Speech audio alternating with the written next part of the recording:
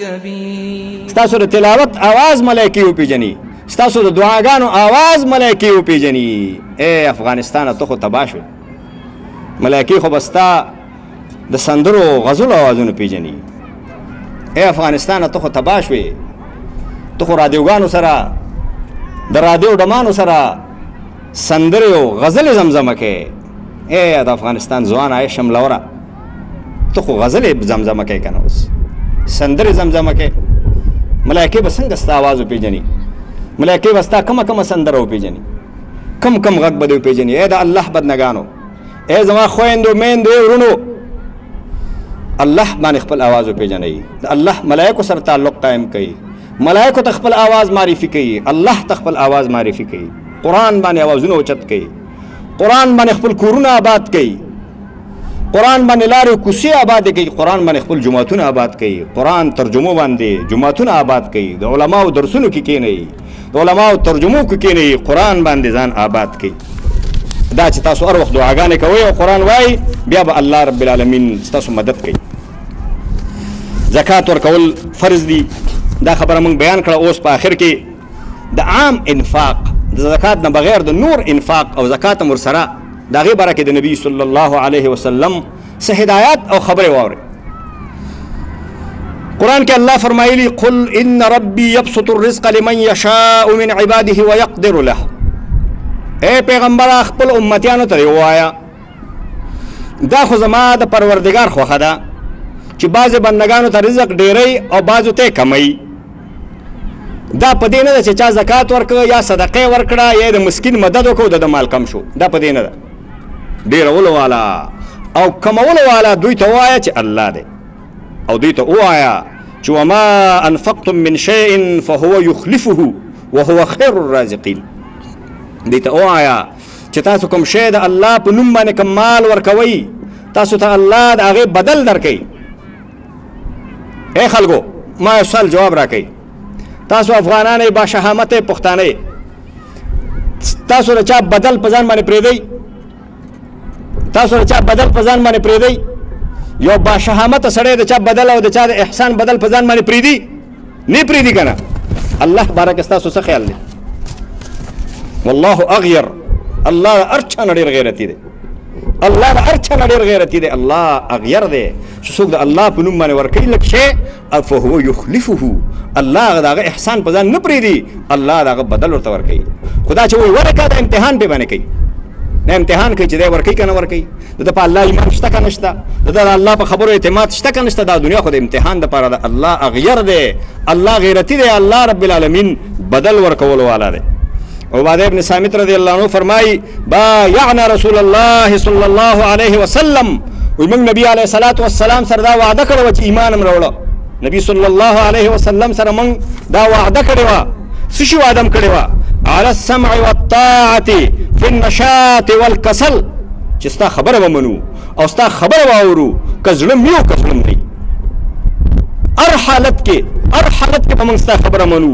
او بل وعلى النفقة، او موږ نبی صلی الله علیه وسلم سره د دې بیعت کړو او د دې وعده نبی صلی الله علیه وسلم سره کړی و د نفقې فی العسر والیسر، چې که موږ غریبان یو که موږ مالداران یو، د الله په لار کې به مال ورکو.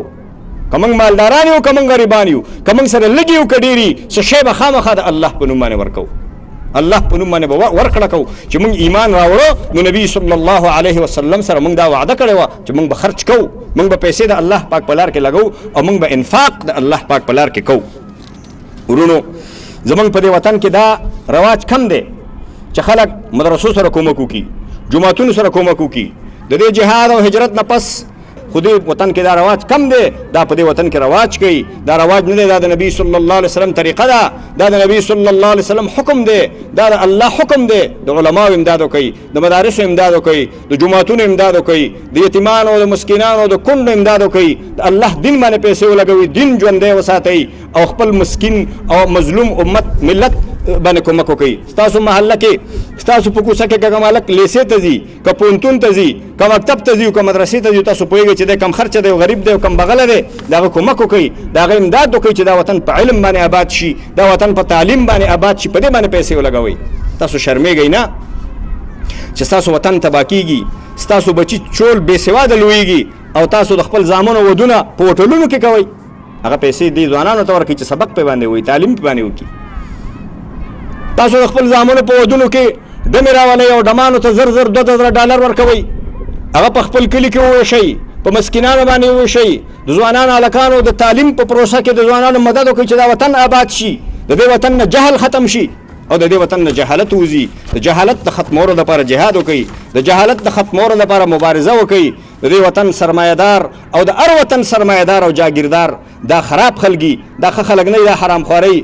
متوسط طبقې، متوسط خلک، متوسطه طبقه، تنخوادار او معاشداره طبقه زه تاسو ته وایم هغه خلکو چې میاشت کې 25,000 روپۍ ګټئ، تاسو ته وایم چې ټوله دنیا کې د اسلام د خدمت او د دین د خدمت او د مسکینانو خدمت ټول چې د سرمایه‌دار نه کوي، دا متوسطه طبقه کوي. کوم چې میاشت کې 30,000 روپۍ پیدا کوي، تاسو ته زه وایم چې تاسو د خپلو تنخواګانو نه او د خپلو معاشونو نه د الله په نوم باندې څه شی بیل کوئ هر میاشت او د خپل قوم مدد وکړئ، د خپل قوم کومک وکړئ. موسسو ته، انګریزانو ته، د کلیسا پیسو ته، د یهودو او د نصاراو پیسو ته خپلې کونډې او خپل یتیمان مه کېنوئ، مه کېنوئ خپل کونډې او یتیمان د یهودو او د نصاراو پیسو ته، د کلیساګانو او د ګرجو پیسو ته، د هندوانو بسکټو ته، د هندوانو بسکټو ته خپل ماشومان مه کېنوئ.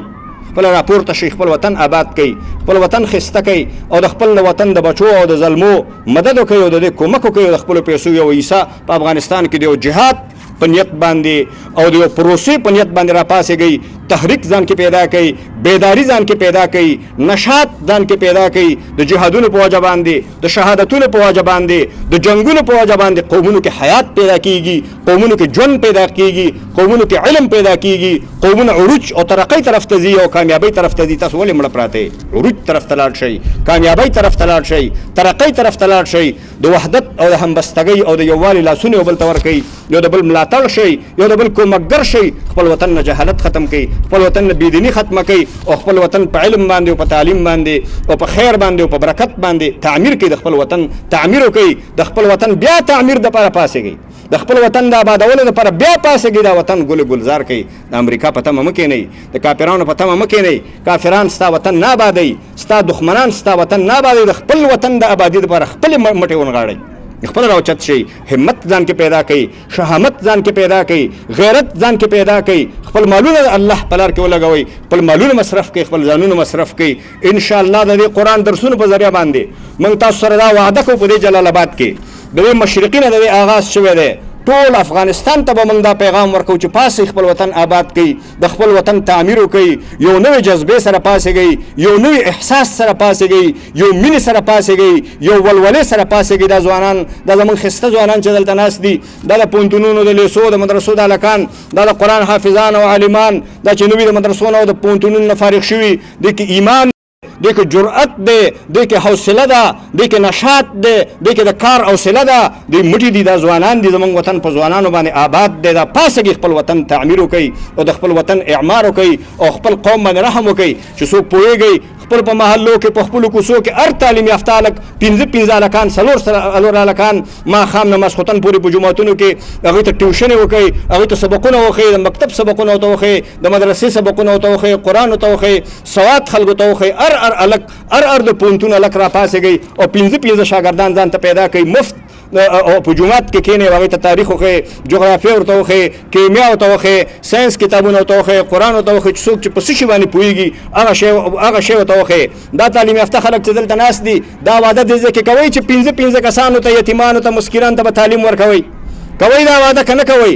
پاڅېږئ د خپل وطن د آبادۍ او د تعمیر دپاره او د تعلیم دپاره به پاڅېږئ که به نه پاڅېږئ؟ پاڅېږئ، همت وکئ، غیرت وکئ.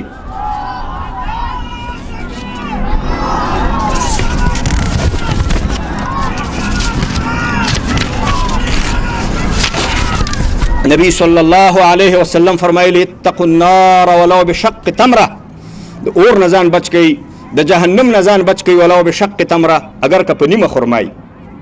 نیس وس دی نه، نیمه خرما د یو یتیم په